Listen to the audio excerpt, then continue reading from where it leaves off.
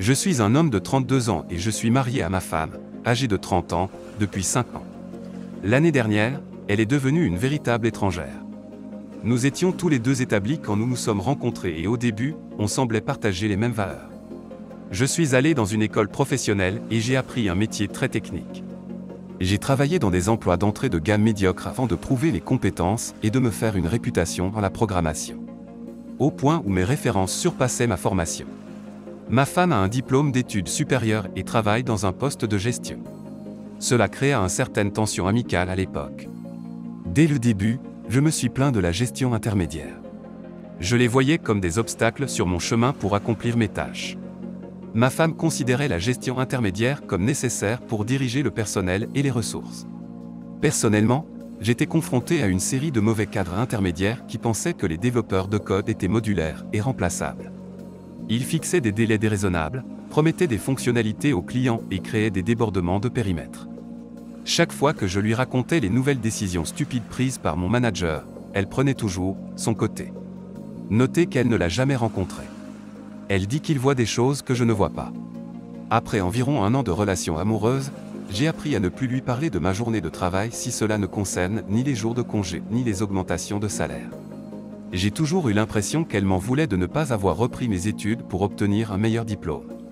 Elle a insisté à ce sujet dès le début avant le mariage, mais lorsque j'ai détaillé les prêts et les dettes, elle l'a laissé tomber. Elle était relativement sans dette quand nous nous sommes mariés, tout comme moi. Comme je l'ai dit, nous avions à peu près le même niveau de revenus.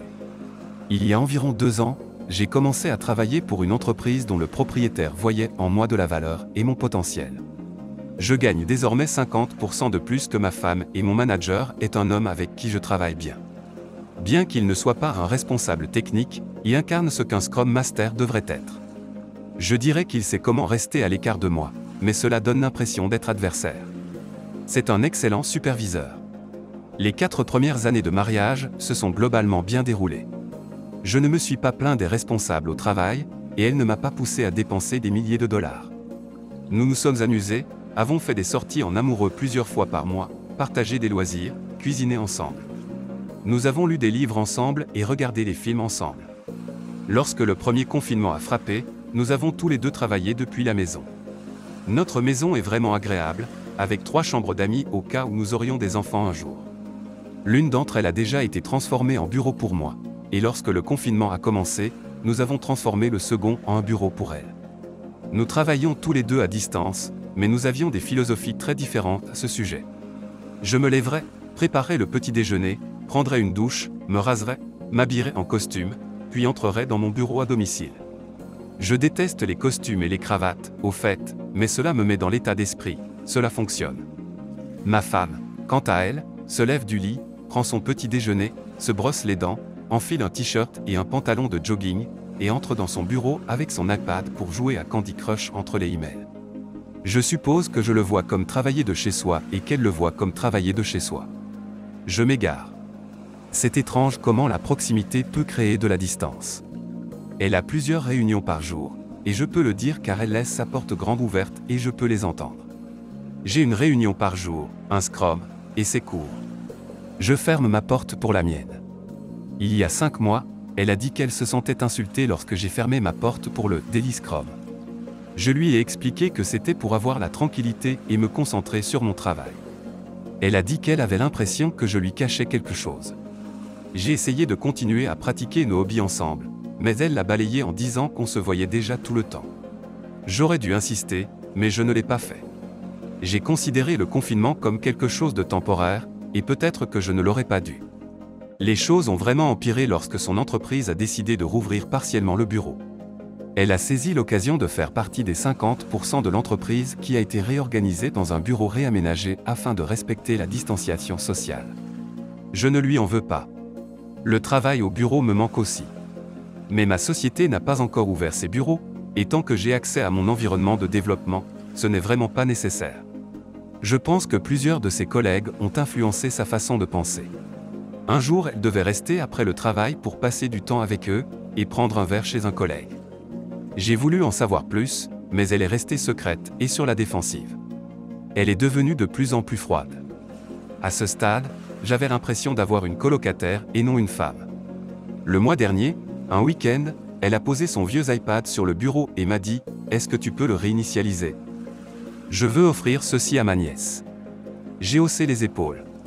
Je fais souvent ce genre de choses pour la famille et je n'y ai pas beaucoup réfléchi. Elle est partie à une autre réunion d'entreprise et j'ai allumé l'iPad. Peut-être que ma femme devenait si effrontée, peut-être qu'elle pensait que je ne vérifierais pas et que je ferais simplement une réinitialisation d'usine. Le fait est que j'ai vérifié et ai vu ses messages sur l'application, ses photos, vidéos et conversations instantanées avec son patron. Ils ont une liaison depuis 2 mois. Je ne peux pas décrire la sensation dans mes veines. C'était comme si mon sang s'était transformé en glace. Cela m'a rappelé la scène dans Equilibrium où le polygraphe a marqué un arrêt.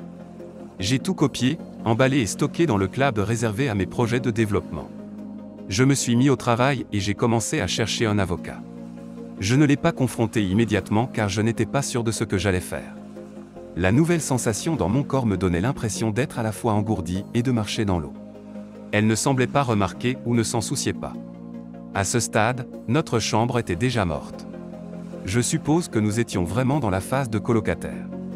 J'ai contacté un avocat et il a souhaité poursuivre l'enquête et que je garde le silence. Il m'a suggéré d'engager un détective privé et m'a recommandé un bon enquêteur. Pendant les 4 dernières semaines, nous avons recueilli des preuves et il préparait les documents pour le divorce. Soyez patient, me répétait-il sans cesse, et mes veines glacées et son indifférence ont rendu les choses faciles au début. Hier, mon avocat m'a dit qu'il avait presque terminé la rédaction du dépôt. Le détective privé a obtenu des photos, des vidéos ainsi que des messages textes. C'était pratiquement un panier facile. Puis, hier soir, je ne sais pas ce qui m'est arrivé, mais la glace s'est transformée en feu. Elle est rentrée à la maison, en retard bien sûr, et je ne me souviens même pas de ce qu'elle m'a dit, mais je me suis énervé. J'ai dit que j'espérais que ça valait le coup de coucher avec son boss. Elle est devenue méchante et vindicative. Elle a dit que je n'étais pas là pour elle émotionnellement. Que je passais mes journées à flâner à la maison même si je gagnais pas mal financièrement. Je n'étais pas stimulant intellectuellement, même si j'occupais un poste très technique. Je lui ai dit que j'avais un avocat et elle a ri. Elle a dit que ma mauvaise excuse était pathétique. Il était hors de question que je la quitte, même si je divorçais d'elle, elle toucherait la moitié de mon salaire. Si je restais avec elle, au moins j'aurais la possibilité d'avoir des rapports sexuels de temps en temps, donc je ne devrais pas. Elle était une personne différente. Je lui ai dit, ce n'est pas un mariage. Elle a ri à nouveau. Chérie, nous sommes au XXIe siècle. Une femme peut avoir le beurre et l'argent du beurre. Elle rit à nouveau et alla se coucher. J'ai envoyé un courriel à mon patron en lui disant que j'avais besoin d'une semaine de congé pour régler un problème familial. Il a bien sûr accepté. J'ai dormi sur le canapé dans mon bureau. Ce matin, elle est partie pendant que je m'habillais et elle m'a seulement dit « Ne m'attends pas ». Je suis allé au bureau de mon avocat et il m'a dit qu'il avait les documents prêts. Il était accompagné d'un huissier de justice et m'a demandé comment je voulais que les documents soient signifiés. Je lui ai dit ce que je voulais faire.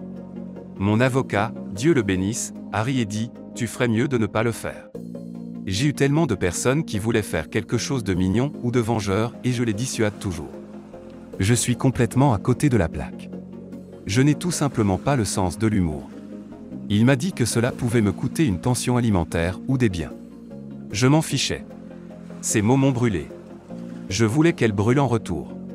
L'avocat a fait de son mieux pour continuer à me dire de ne pas le faire, mais il a cédé quand il a vu à quel point j'étais sérieux à ce sujet. L'huissier de justice a entendu mon idée. Il a ri aussi et a dit « Tu es mon héros ». J'ai dû commander quelque chose en urgence. J'ai envoyé l'huissier de justice le chercher et le livrer avec les documents à ma femme. Il m'a raconté ce qui s'était passé une fois qu'il avait terminé. Il a dit qu'il s'était présenté à son bureau avec une grande boîte et des documents. Il a trouvé ma femme en train de parler et de rire avec un groupe de collègues et d'amis, et il lui a demandé son nom. Elle confirma et demanda de quoi il s'agissait. Il posa la boîte sur un bureau voisin et ouvrit. C'était un gâteau, celui sur lequel on peut faire imprimer une image personnalisée sur le glaçage. Je ne savais même pas que cela existait jusqu'à ce matin. L'image représentait ma femme et son supérieur dans une étreinte. Ils étaient habillés, mais il était évident ce qu'ils faisaient. Avec ces mots, « Voici ton gâteau, mange-le », glissé dans un glaçage au-dessus de l'image. Le huissier de justice déposa les documents à côté du gâteau sur la table. « Vous avez été assigné. Il a dit que ce qui s'est passé ensuite a été un hurlement assourdissant de sa part. Au moins 8 personnes du bureau ont vu le gâteau. Ma femme a paniqué et a fait tomber la boîte du gros gâteau de la table, qui est tombée sur le tapis. Mais avec l'image encore visible. Plusieurs de ses collègues ont commencé à la critiquer, et elle est partie en sanglots et s'est mise à crier. L'huissier a pris une retraite précipitée. Mon téléphone a explosé et je continuais simplement à lui envoyer sur la boîte vocale. Je ne me soucie pas de lire ses textos. Elle n'est pas rentrée à la maison, mais sa mère m'a envoyé un texto en disant qu'elle va passer la nuit là-bas. Pour l'instant, la montée euphorique procurée par le gâteau était formidable. Mais à mesure que les heures passent, je pense maintenant aux paroles de mon avocat. Ai-je tout gâché?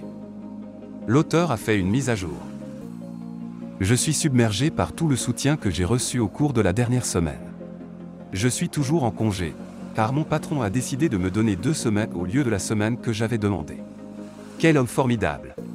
J'ai déjà divisé nos économies en 2, j'ai mis ma moitié sur un compte à mon nom, et j'ai modifié le paiement automatique pour l'hypothèque, j'ai gelé mes crédits, etc. J'ai suivi tous les conseils de mon avocat concernant les fonds du foyer. Tout d'abord, nous n'avons pas d'enfants. Deuxièmement, je consulte un thérapeute pour m'aider. J'ai trouvé quelqu'un qui est bien versé dans l'aide à l'infidélité. Je l'ai vu 2 fois et je me sens beaucoup plus équilibré maintenant. Encore quelques moments étranges, mais loin d'avoir autant de variations entre les deux.